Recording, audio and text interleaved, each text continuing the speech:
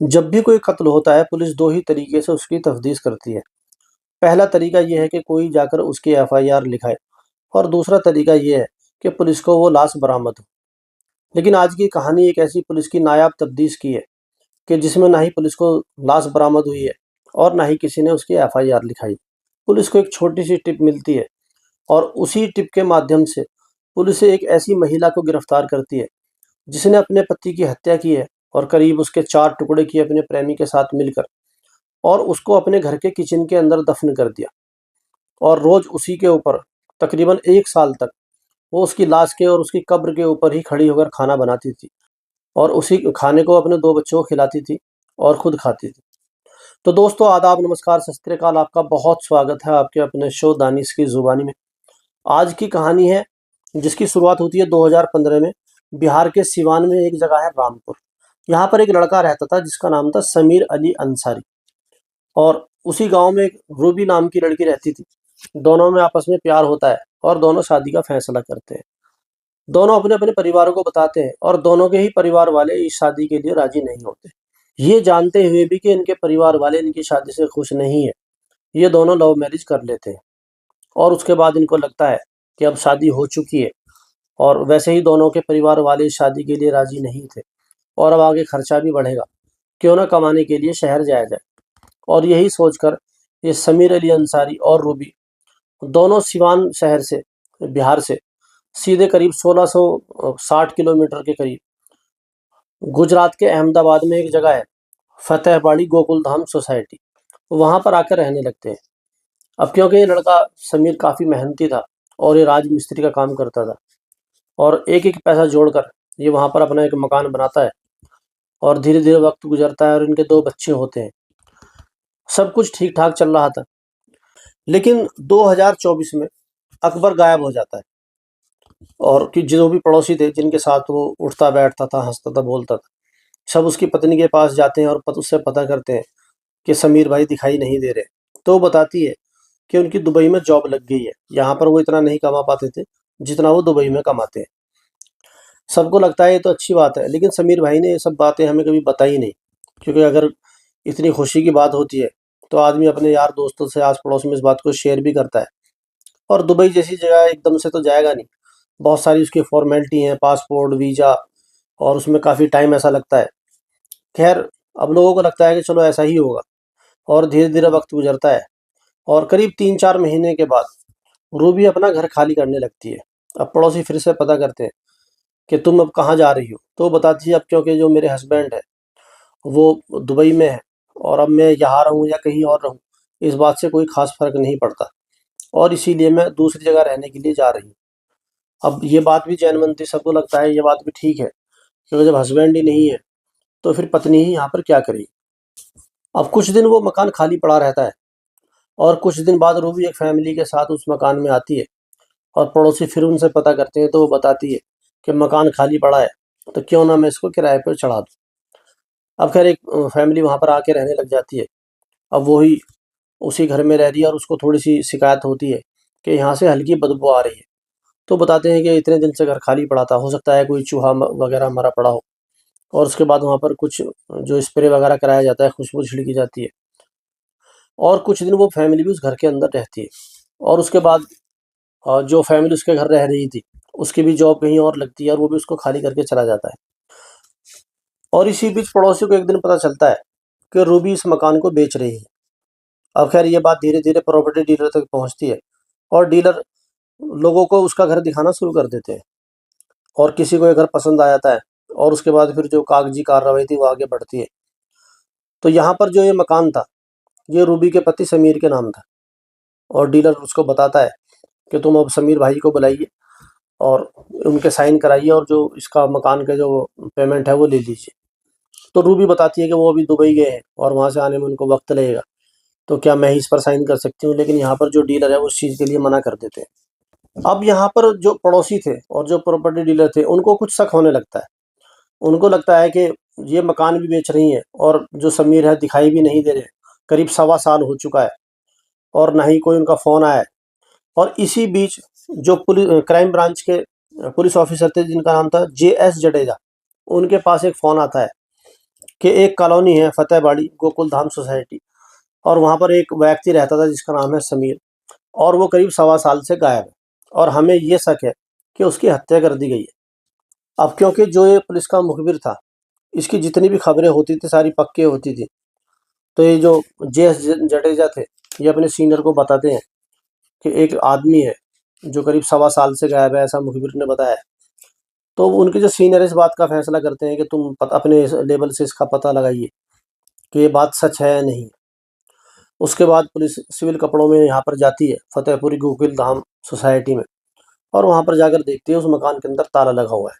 आस पड़ोसी से पता किया जाता है, तो पता चलता है कि करीब सवा साल पहले जो समीर की पत्नी रूबी थी वो उसको खाली करके चली गई, और उसके बाद कुछ दिन इसमें किराएदार भी रहे, और फिर किराएदार भी खाली करके चले गए। तब से ये मकान खाली ही पड़ा है। उसके बाद उनका नंबर पुलिस वहाँ से लेती है और अपने सीनियरों को देती है, और उसकी फिर डिटेल निकाली जाती है, जिससे पता चलता है कि जो समीर का मोबाइल नंबर पड़ोसियों के माध्यम से मिला था, करीब सवा साल से उस पर ना ही कोई इनकमिंग हुई है, ना ही कोई आउटगोइंग हुई है। यहाँ पर पुलिस को यही लगता है कि जो आदमी दुबई गया हुआ है, वो यहाँ का लोकल नंबर क्यों यूज़ करेगा। तो हो सकता है कि जब वो दुबई गया है तो इस नंबर को, इस सिम को उसने फेंक दिया हो। उसके बाद फिर अब उसके ज़िंदा रहने के सबूत पुलिस को चाहिए थे, और ये सबूत मिलते हैं कि या तो उसने कोई ऐसी बैंक ट्रांजैक्शन की हो, या किसी ऐसी शादी पार्टी में गया हो जहाँ पर कोई ऐसी वीडियो रिकॉर्डिंग हो, या उसके मोबाइल से, या फिर वो जहाँ पर नौकरी करता है वहाँ से, या फिर कोई ऐसी मोबाइल डिटेल या कोई सोशल मीडिया पर उसने कोई फेसबुक या इंस्टाग्राम पर कोई ऐसी पोस्ट करी हो जिससे ऐसा पता चले। लेकिन यहाँ पर पुलिस को निराशा ही हाथ लगती है। ये सारी चीज़ें पुलिस पता करती है, बैंक भी और जो उसकी सोशल मीडिया थी वो भी, और जहाँ पर वो जॉब करता था पुलिस वहाँ जाती है। वहाँ पर जाकर पता चलता है कि उसका स्वभाव बहुत अच्छा था और समीर बहुत ही मेहनती था।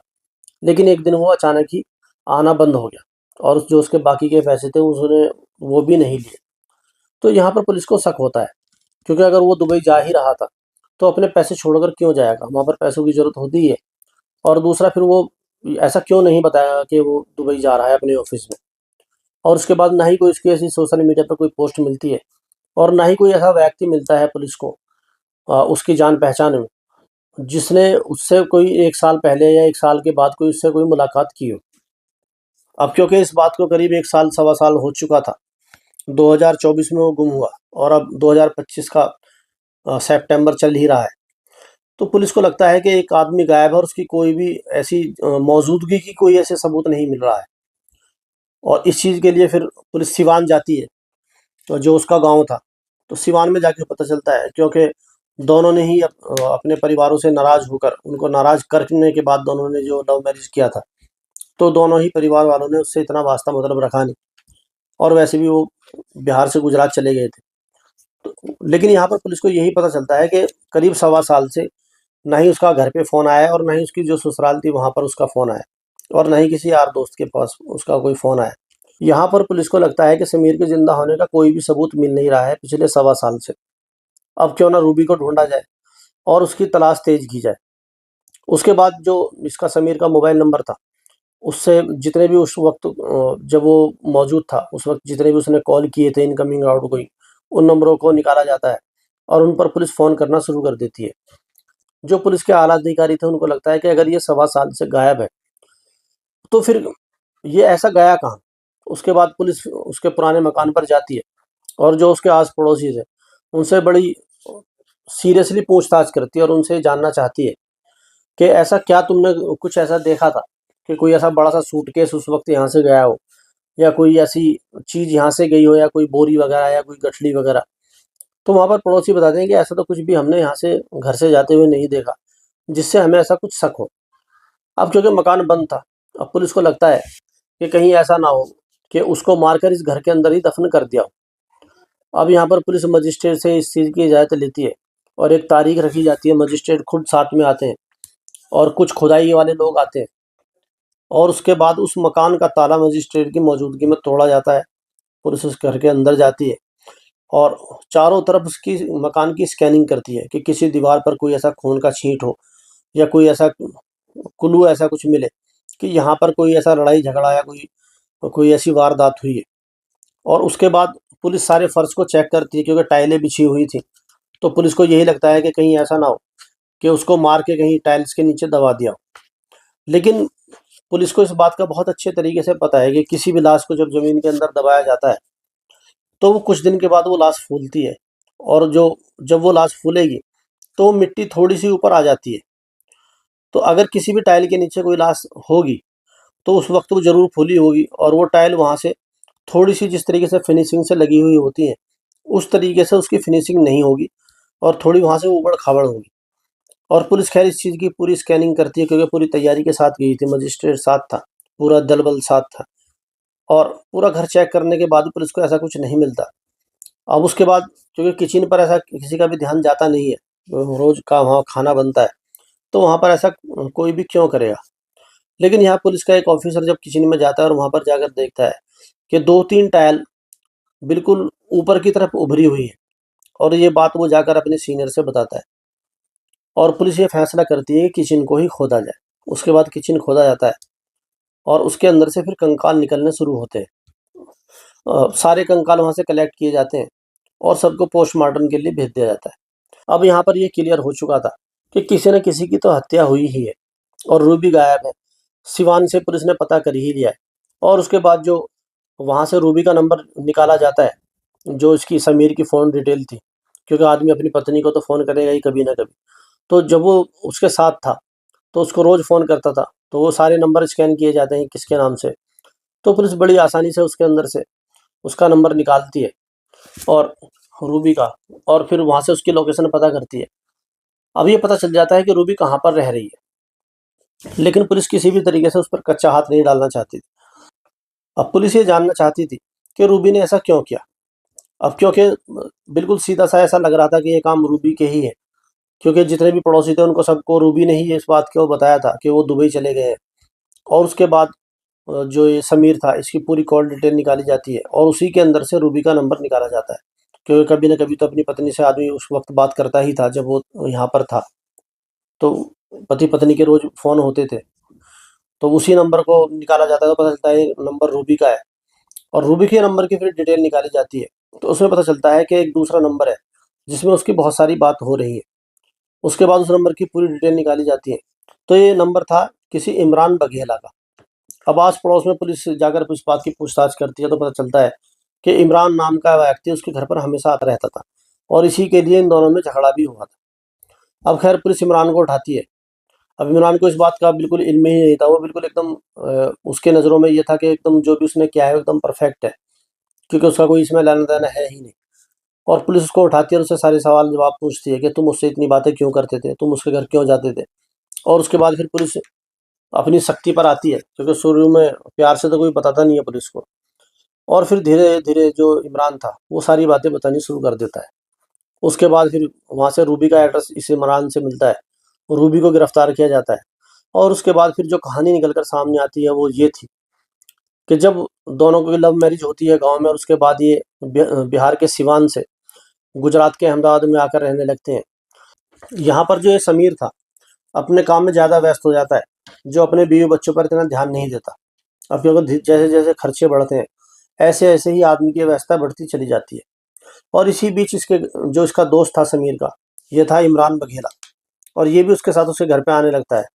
और यहाँ पर रूबी का और इमरान बघेला का अफ़ेयर शुरू हो जाता है, जिसका अकबर को बिल्कुल पता नहीं था। अब अकबर सुबह को अपने काम पर जाता था और रात को आता था। एक दिन जब ये समीर अपने घर से काम की तरफ जा रहा था, तो पड़ोसन उसको रास्ते में रोक लेती है, और उसको बताती है, भैया मुझे तुम्हें एक बात बतानी है। जब भी तुम यहाँ से काम पर जाते हो, तो एक लड़का है जिसका नाम इमरान बघेला है, वो तुम्हारे घर पर आ जाता है। अब ये सारी बात सुनकर जो ये समीर था, उसको ऐसा लगता है कि शायद पड़ोसन हमारे पति-पत्नी के जो रिश्ते ख़राब करना चाहती है, और वो हमारा घर बिगड़वाना चाहती है, और वो मुझे भड़काने के लिए बोल रही है। लेकिन 2-3 दिन बाद फिर वो पड़ोसन उसको रोकती है, और वो बताती है कि वो लड़का इमरान आज भी तुम्हारे घर आया था। अब यहाँ पर उसके दिमाग में थोड़ी शंका होती है, और उसको लगता है क्यों ना इस बात को क्लियर किया जाए, और काम तो सारी ज़िंदगी होता ही रहेगा। और वो घर से ये कह कर के मैं काम पर जा रहा हूँ, और अपने घर पर नज़र रखता है। और एक दिन वो इमरान को और रूबी को रंगे हाथों पकड़ लेता है, और उसके बाद इमरान वहाँ से भाग जाता है, और वो रूबी को यही समझाता है कि देखो हम इतनी दूर कमाने के लिए आए हैं, अब हमारे 2 बच्चे भी हैं, और हमें अपनी ज़िंदगी अपने प्यार से गुज़ारनी है, और वैसे भी हमारा लव मैरिज हुआ है। तो अब ऐसा क्या हुआ जो तुम मुझे छोड़कर किसी और के साथ जा रही हो? खैर रूबी को लाख समझाने के बावजूद भी उसको रूबी नहीं मानती, और यहाँ पर समीर को ऐसा लगता है कि सब कुछ ठीक ठाक हो गया है। लेकिन एक दिन बाद फिर वो देखता है कि इमरान उसके घर पे है।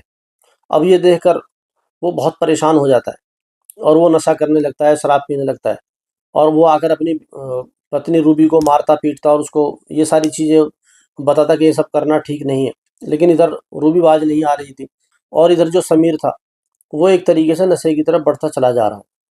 अब यहाँ पर रूबी को लगता है कि जब तक ये समीर हमारी ज़िंदगी में रहेगा तो जो मेरा और इमरान का जो प्यार है वो परवान नहीं चढ़ सकता। और वो इमरान से कहती है कि क्यों ना हम समीर को रास्ते से हटा दें। अब क्योंकि एक पत्नी ही अपने पति को मारने की बात कह रही है तो इसमें इमरान को क्या दिक्कत होगी। अब इमरान को लगता है कि चलो ठीक है और वो इस बात का फैसला करते हैं। और इसके बाद एक दिन जब ये शराब पीकर घर पे आता है, जो समीर था, ये आके सो जाता है। उसके बाद रूबी इमरान को फ़ोन करती है और इमरान को लगता है मैं अकेला इस काम को नहीं कर पाऊंगा, तो वो अपने 2 कज़न ब्रदर को वहाँ पर लेकर आता है। अब क्योंकि वो पहले से ही सोया हुआ था, ये चारों के चारों मिलकर उसका गला घोंटते हैं। कोई उसके हाथ पकड़ता है, कोई उसके पैर पकड़ता है और इस तरीके से उसकी हत्या कर देते हैं। अब यहाँ से इनकी प्लानिंग होती है कि अब उसका क्या किया जाए। तो इनमें से एक सलाह ये देता है कि अगर हम इतनी बड़ी बॉडी को बाहर लेकर जाएंगे तो कोई ना कोई पड़ोसी देख ही लेगा। क्यों ना हम इसके 4 टुकड़े करें और चारों एक-एक टुकड़ा लेकर घर से जाएँ और कहीं पर हम फेंक के आ जाएँगे। लेकिन इनमें से एक व्यक्ति कहता है कि जैसे हम उसको फेंक के आएँगे उसकी बदबू आएगी और कोई ना कोई राहगीर पुलिस को इस बात की सूचना दे देगा और पुलिस फ़ौरन एक्शन में आ जाएगी।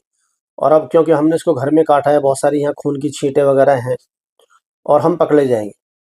तो क्यों ना हम ऐसा करें, और जैसा दृश्यम मूवी में करा गया था कि घर के अंदर ही इसको दफना दिया जाए। अब एफआईआर तुम करने जाओगी नहीं और उसके परिवार वाले यहाँ पर आते नहीं हैं और लाश पुलिस को उसकी मिलेगी नहीं, तो पुलिस कभी भी इसकी जो तफ्तीश नहीं करेगी और इस तरीके से हमारा एकदम परफेक्ट मर्डर होगा। अब ये बात खैर चारों को जचती है और उनको लगता है कि ये बिल्कुल सही बात है और उसके बाद वो घर में ऐसी जगह ढूंढनी शुरू करते हैं जहाँ पर कभी भी पुलिस अगर खुदाई करने के लिए आए या पुलिस को ऐसी कभी भी कोई टिप मिले तो पुलिस उस जगह पर पहुंच ही ना पाए जहाँ पर उसको हम इसको दफनाएंगे या दबाएंगे। तो ऐसी जगह उनको लगती है किचन। अब किचन क्योंकि छोटा होता है और उसके अंदर ज़्यादातर पानी रहता है, थोड़ी सीलन सी रहती है, तो इनको लगता है कि यहाँ पर ये जगह एकदम बिल्कुल परफेक्ट रहेगी और वहाँ पर ये खुदाई शुरू करते हैं। और ये ज़्यादा उसको नहीं खोद पाते लेकिन ठीक ठाक खोद लेते हैं और उसके बाद वो चारों टुकड़े जो उन्होंने उसके समीर के किए थे, उन चारों टुकड़ों को ये खुद अपने हाथ से रूबी उनको उठा उठा कर देती है और ये सब मिलकर उन सारे टुकड़ों को उसके अंदर दबा देते हैं और उसके बाद उस मिट्टी को वहाँ से हटाया जाता है और जो टाइलें थीं बिल्कुल उसी तरीके से परफेक्ट तरीके से लगाई जाती हैं। लेकिन शायद इनको इस बात का नहीं पता था कि कुछ दिन बॉडी फूलती है और जब वो बॉडी फूलती है तो वो टाइलें ऊपर उठती हैं। अब क्योंकि इतने परफेक्ट ये कारीगर थे नहीं जो उस पर इस तरीके से कोई सीमेंट या इस तरीके से लगाते। अब खैर धीरे धीरे वक्त गुजरता है। अब क्योंकि उसी किचन के अंदर समीर की लाश थी और उसकी कब्र थी और वहीं पर खड़े होकर एक तरीके से उसकी लाश के ऊपर खड़े होकर ही वो रोज़ खाना बनाती और उस खाने को अपने बच्चों को खिलाती और खुद खाती। अब धीरे धीरे उसको फिर इस चीज़ का डर लगने लगता है। उसको लगता है कि अगर हमने इसको कहीं आंगन में किसी कमरे में दबाया होता तो कोई संदूक वगैरह हम इसके ऊपर रख देते और बात खत्म हो जाती। लेकिन हमने इसको गलती से ऐसी जगह दफना दिया है, दबा दिया है कि रोज़ मुझे उसके ऊपर खड़ा होना पड़ता है और मुझे बड़ा अजीब लगता है। अब खैर ये सारी बात वो इमरान को बताती है। इमरान उसको यही मशवरा देता है कि तुम दूसरी जगह किराए पर मकान ले लो। अब वो दूसरी जगह मकान किराए पर ले लेती है और यहाँ पर ताला लगा देती है। लेकिन यहाँ पर मैं एक बात हमेशा कहता हूँ कि जब गरीबी दरवाजे से अंदर आती है तो प्यार खिड़की से बाहर निकल जाता है। अब 2 बच्चों और रूबी का खर्चा इमरान के ऊपर था और इमरान को लगता है कि ये खर्चा मैं नहीं उठा पाऊँगा और अब मैं क्या करूँ? अब क्योंकि मकान भी किराए का था और वो यहाँ पर रूबी को ये आइडिया देता है कि उस मकान के अंदर तुम ही तो नहीं रह सकती और यहाँ पर हमसे खर्चा चल नहीं रहा है, तो क्यों ना उस वाले मकान को किराए पे दे दिया जाए और उसका किराया यहाँ हम जिस मकान में रह रहे हैं, उसका किराया हम यहाँ पे दे देंगे। अब ये बात रूबी को भी ठीक लगती है, लेकिन यहाँ पर बात यही थी कि जब तक ये समीर कमा रहा था और वो सारा परिवार अपना पाल रहा था, उस वक़्त इमरान को सब कुछ ठीक-ठाक लग रहा था क्योंकि उसको कोई खर्चा नहीं उठाना, कुछ नहीं उठाना और जब जिसकी मर्ज़ी होती थी, वो रूबी से मिलने चला जाता था और उसी के खर्चे पर वहाँ से वापस आ जाता था। उसी का खाता-पीता, उसी के घर में रहता। लेकिन यहाँ पर जब से समीर की मौत हुई है, अब सारे खर्चे इमरान के ऊपर थे तो यहाँ पर जो उसकी हालत ख़राब हो जाती है और वो धीरे-धीरे रूबी से पीछे से छुड़ाना शुरू कर देता है।